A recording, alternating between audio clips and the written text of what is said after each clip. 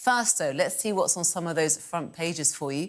Starting with The Guardian, it describes the impact of earthquakes which have killed thousands in Turkey and Syria as catastrophic. The Metro tomorrow morning pictures a young girl being pulled alive from a building in Syria. Their headline reads, "Saved from quake hell." The Mirror has the same photo, describing the rescue as a moment of hope amid the horror. The Sun has a simple plea: help them. And even the Financial Times leads with news of the earthquake. Away from the earthquake, pollsters are suggesting Liz Truss's comeback has hurt the Conservative Party. That's according to the Eye tomorrow morning. The Daily Mail says generals and MPs are warning that Britain could be left defenceless if military is not given more funding in the next budget. And the Daily Star warns of half-term holiday chaos due to waits for passports. And, of course, a quick reminder for you that by scanning the QR code that you'll see on screen during the programme, you can check out the front pages of tomorrow's papers while you watch with us. Well, as we say, we're joined tonight by Pippa Crerar and Harry Cole. Very good evening to you both. And let's start with the news. Of course, it's very bleak, very sobering headlines to contend with today. Pippa, let's start with you with the front page of The Guardian. Catastrophic, thousands dead as earthquake hits Turkey and Syria. And, of course, your paper choosing a picture of hope amid the devastation, where a little girl being rescued. Yes, and unfortunately, there was few stories of hope over the course of the day. I mean, we first heard about this story as we were waking up here in the UK. There were already at that point been a very powerful 7.8 magnitude quake, which hit in the darkness pre-dawn in southern Turkey and northwest Syria. And already at that point, there were sort of hundreds of people being reported to have been killed. Unfortunately, the toll increased over the course of the day, obviously made a lot worse by a second very strong aftershock, 7.5 on the Richter scale. Which caused yet more devastation to these areas. And, you know, we're at the point already where I think it's about 3,800 when The Guardian went to print, but that was obviously already a couple of hours ago. And sadly, I think we're expecting to see as rescuers and residents search for survivors, those death tolls likely to rise still higher. It was the most powerful earthquake to hit the region in at least a century. You can see on the front pages of the papers, all of the papers, and of course in the images that you're showing there, some of the devastation that had been caused. The Turkish government obviously has sent in immediate aid and support, rescue operations, and countries right across the globe, including the UK, have offered expert help. I think the UK has announced it's sending a team of 76 search and rescue specialists, equipment, and rescue dogs to Turkey. It's even more difficult, the situation in northwest Syria, because, as you'll know, that is the one sort of enclave of Syria where there's still rebels holding out, fighting against the Syrian regime. Aleppo, which was once one of the big commercial capitals in Syria, has been devastated by war in recent years. And there's been appeals by the international community to the government in Damascus and their Moscow-based backers to stop the bombing of Aleppo and of the region, which has been a constant in their lives over the last few years because of this profound humanitarian disaster. I don't know what the latest is on that on the ground, but absolutely imperative, of course, that humanitarian support and that rescue support gets into that region in the way that it is into southern Turkey. But it's still ongoing tonight. I don't know if there's going to be any more. There's expected to be any more earthquakes, because obviously there's often aftershocks of a quake of that severity. Buildings which are already fragile are potentially even more risk of collapse, causing more injury and death. And of course, there's probably still many bodies hidden under the rubble. Amidst the only two rare moments of hope that we've seen on some of the front pages, there's unfortunately going to be a lot more devastation and horror and sadness. I know, it really is bleak, isn't it, Pippa? And it's very hard for us to comprehend the size or the enormity of the story facing these two countries. Harry, let's bring you in now to the front page of the Metro. They're choosing equally another very powerful picture, and as Pippa says, another picture of hope, another little girl who has been rescued amid the rubble. But my word, what a powerful picture the Metro has got on their front page tomorrow. Yeah, a powerful picture that a photographer happened to be there. I imagine that scene is being hopefully repeated across Turkey and Syria. As Pippa said, the places we're not seeing is the more remote, cut off northwest Syria, where there isn't that media presence. It isn't a built-up, sort of connected part of the world. It's one of those stories where, sadly, the sort of numbers are going up so quickly, but by the time that tomorrow's papers are hitting newsstands in the morning, I suspect some of the first editions will be quite wildly out of date in the death toll. We've launched tonight as The Sun an appeal for our readers, for the public to donate. All the money will be given to help the British Red Cross do what they do best, which is fly towards the danger in these areas. Again, yeah, a striking picture on the front of the Metro, but sadly, I imagine a pinprick compared to the devastation across the region. And Harry, actually, whilst we're talking to you, let's have a look at the front page of The Sun now, and you can tell us a little bit more about the earthquake appeal that your newspaper is launching. The Sun going with the headline, 10,000 feared dead in the rubble, with many more trapped. And the same picture I see on the front page of The Sun as we saw earlier in the Guardian. Yeah, no, again, British Red Cross, all donations will be channeled to getting support, getting not just raising support domestically, but helping people on the ground. The British government, the Foreign Office, will send 76 sort of rescue workers tonight. I understand that figure is going to be increased quite dramatically tomorrow. Again, it's one of those situations that you feel kind of helpless in that, but a tenner or 20 quid might just help out. Pippa, onto the Financial Times. They choose to lead, of course, with the story as well as the usual business coverage is going a bit further down the front page there. Thousands dead after biggest quake in 84 years shakes Turkey and Syria. What do you make of their coverage and their angle on it? Well, it's quite unusual that you get a story that doesn't have an obvious economic, business or sometimes political angle on the front page of the Financial Times, but this is clearly one which is dominating papers from left to right, from broadsheet to tabloid, as it has done the airwaves over the course of the day, both on Sky and elsewhere.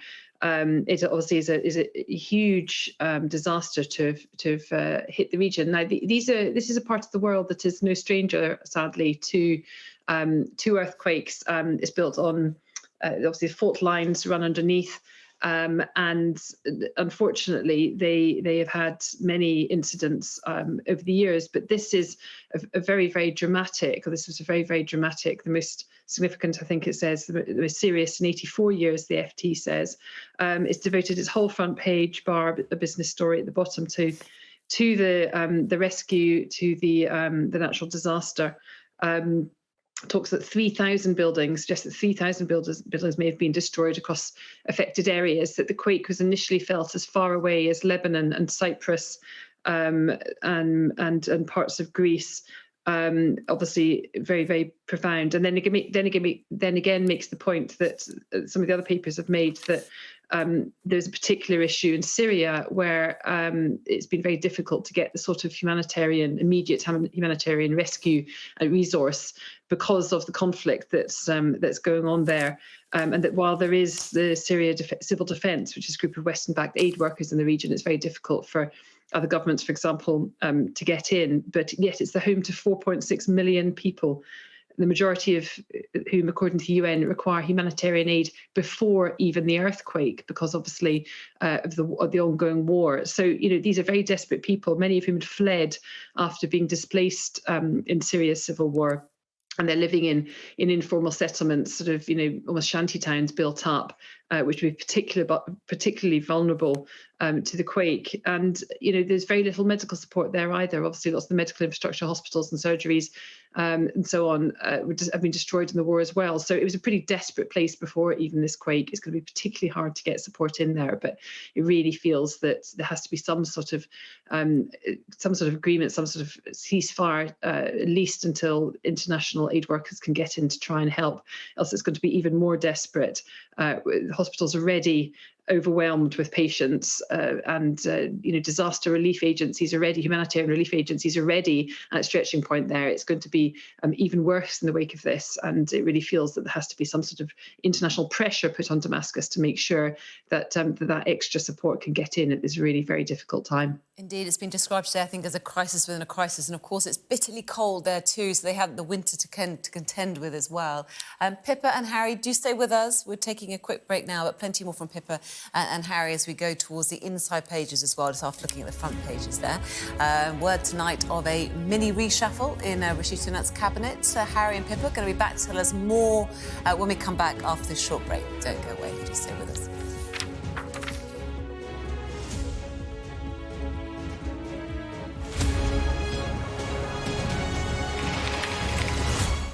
Welcome back, very good evening. You're watching the press preview. With me now is Pippa Crerar and Harry Cole. Welcome back to the programme. Thank you for staying with us. Let's have a look at how other stories are being recorded or reported, I should say, in the papers tomorrow. Harry, let's go to your paper, I should say, that's The Sun, and an exclusive, you say, a Sunak shake-up, PM's Rishi reshuffle, I should say. Changes could see Raab, Badenoch and Shapps move, a break-up tip to create a separate energy department.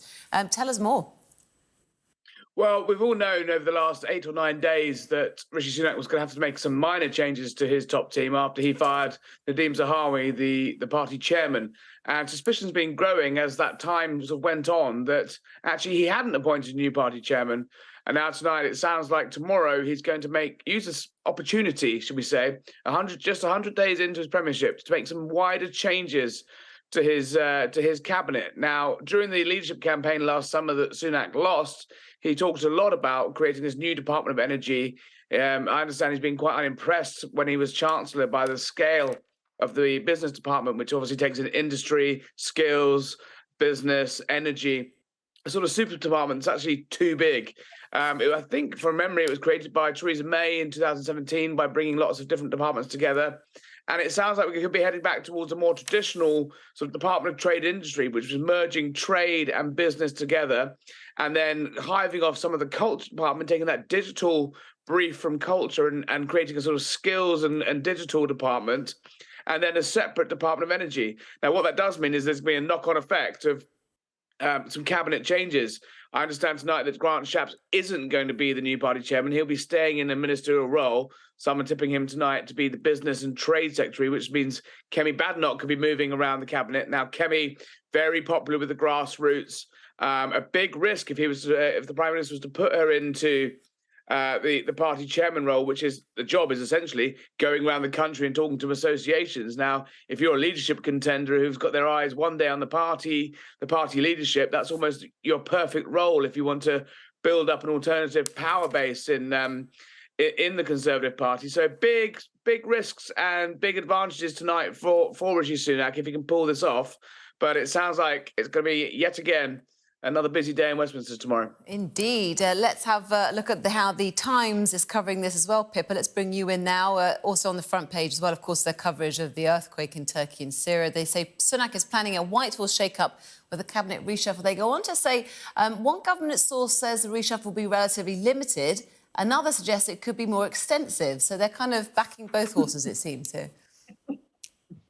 Yes, I think that goes really to the heart of the uncertainty around this tonight. There's suggestions earlier, as Harry said, that Grant Shapps was going to be tipped as party chair. He, of course, was party chair. I think it was from 2012 to 2015, was it, Harry? It was a period anyway under David Cameron. He'd already been in the role and, of course, had impressed Rishi Sunak with his grasp of a spreadsheet during his own leadership campaign.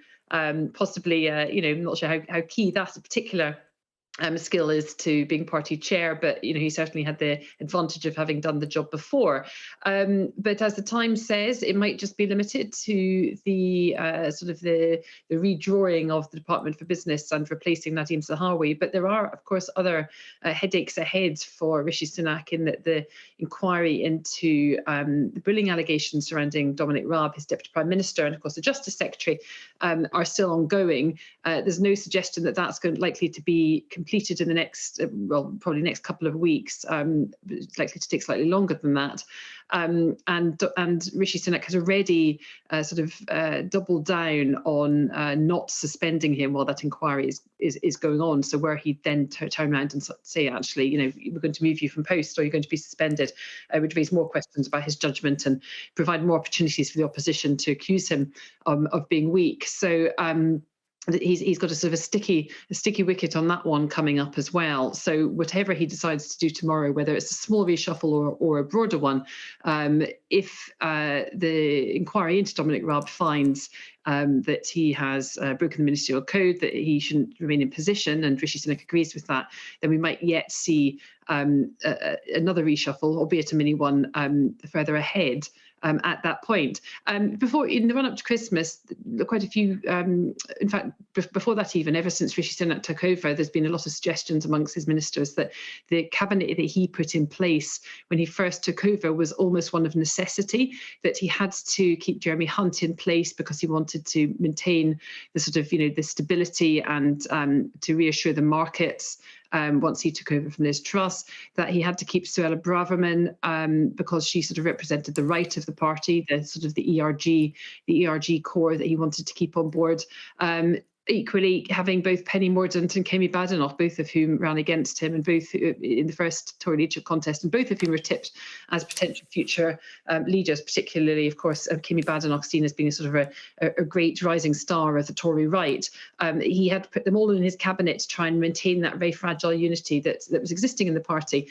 If he now reshuffles more broadly, he's going to have to bear in mind that he's got to keep the different factions together. So even if he wants to put more of his own people in, there's been, for example, suggestions that Oliver Dowden would want a very close ally, and Mel Stride, he might want to move them to sort of more high-profile roles or bigger roles.